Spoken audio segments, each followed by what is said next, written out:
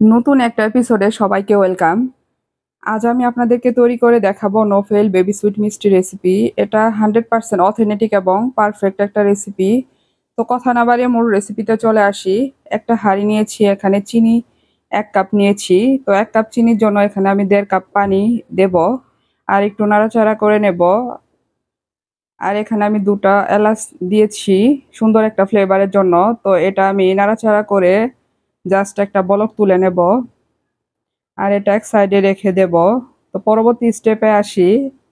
একটা mixing bowl নিয়েছি, এখানে গুঁড়া দুধ 1 কাপ নিয়েছি, ময়দা 1 টেবিল স্পুন, সুজি 1 টেবিল স্পুন নিয়েছি আর এখানে আমি বেকিং পাউডার দিয়েছি, লবণ 1 চিমটি আর আমি বেকিং পাউডার 1 টিস্পুন দিয়েছি, যেটা আমি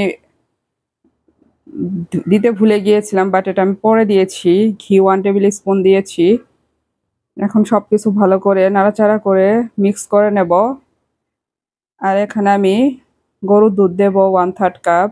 একবারে দেব না, প্রথমে একটু দেব আর মিশিয়ে নিব, তারপর পুরাটা দিয়ে মিশিয়ে নেব। তো এরকম হাত দিয়ে একটা স্মুথ একটা ডো তৈরি করে নিতে হবে। দেখে মনে হচ্ছে আঠালো, বাট এটা যখন আমি রেস্টে রেখে দেব তখন কিন্তু অ্যাডজাস্ট হয়ে যাবে।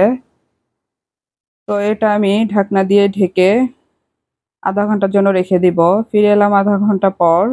এখন আমি হাতে ঘি মাখিয়ে নিয়েছি যাতে ডোটা না লাগে। দেখতেই পাচ্ছেন আমি খুব ইজিলি ভাবে গোল শেপ করে নিতে পারছি আর কি।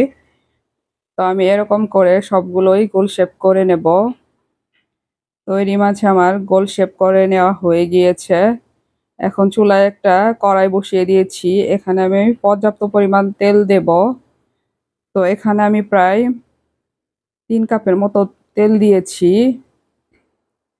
আর চুলার আঁচটা একদম লো আঁচে রাখতে হবে, তা না হলে কালার চলে আসবে বাট ভিতরে কাঁচা থাকবে।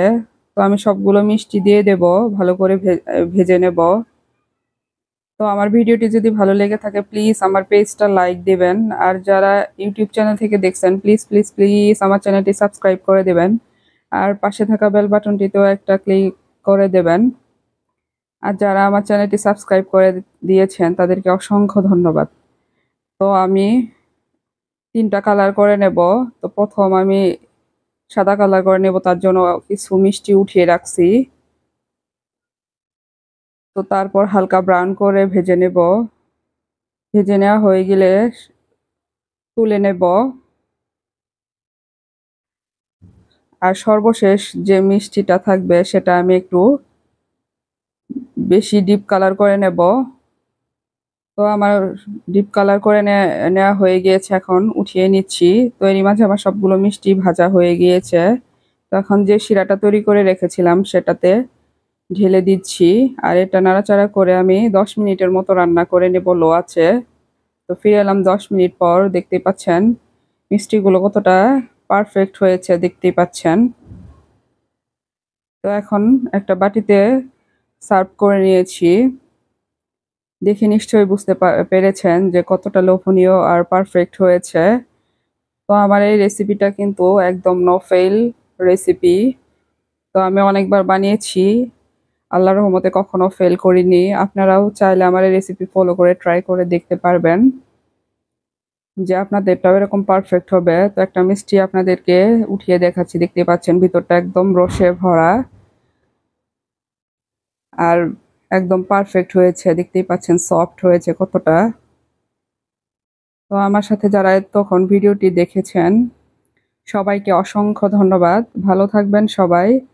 আল্লাহ হাফেজ। আসসালামু আলাইকুম।